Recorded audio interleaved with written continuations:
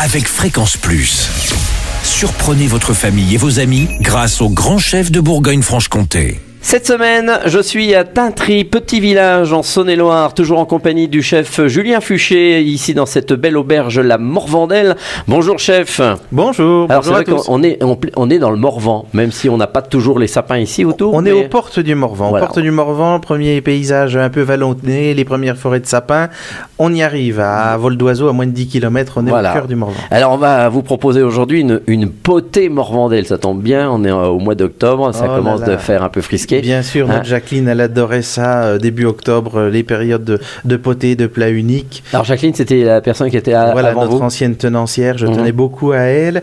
Elle m'a appris beaucoup, et entre autres cette potée Morvandelle, où on ajoute toujours une petite pointe de Morvan avec un talon de jambon cru du Morvan. Ah oui. Donc on prend un peu de lard demi-sel, un joli morceau de lard demi-sel, un morceau de côti, et puis un morceau de talon de jambon cru, ce qu'on appelait le queulot du jambon cru. Le queulot. Voilà, cette pointe de jambon à l'os ou désossé d'ailleurs.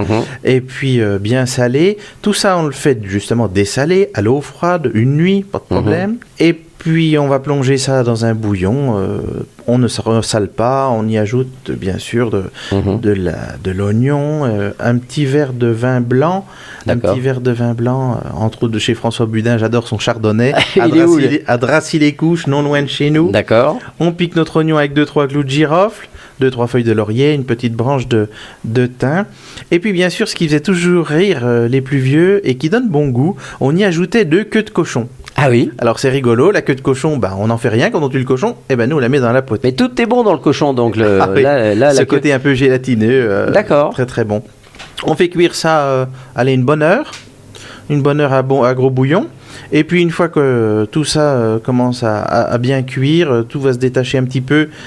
On va ajouter en premier les carottes, qu'elles cuisent encore au moins une quarantaine de minutes. Ah oui. On met 6-8 carottes, 6-8 pommes de terre 10 minutes après. Et puis un chou vert frisé qu'on coupera en 4 ou en 6 en fonction de la grosseur et qu'on ajoutera 20 minutes avant la fin de la cuisson. Et puis notre potée sera super bonne. On peut y ajouter, alors bien sûr, une saucisse plutôt fumée, que je n'apprécie pas trop, mais notre potée Morvandelle, elle était avec un saucisson à cuire. Ah oui, c'est vrai. Et là, on pourrait faire ça la veille, en plus, c'est encore meilleur, non? Bien sûr, Parce que ça prend un peu de temps. réchauffer, ça nuit pas du tout. Voilà, on peut le garder tout le week-end. Bien sûr. Ben voilà, cette belle potée Morvandelle. Merci chef, merci Julien Fuchet, ici dans les cuisines de l'auberge Morvandelle à Tintry. Et vous le savez, cette semaine, vous pouvez gagner vous aussi un menu pour 2 personnes ici à l'auberge Morvandelle.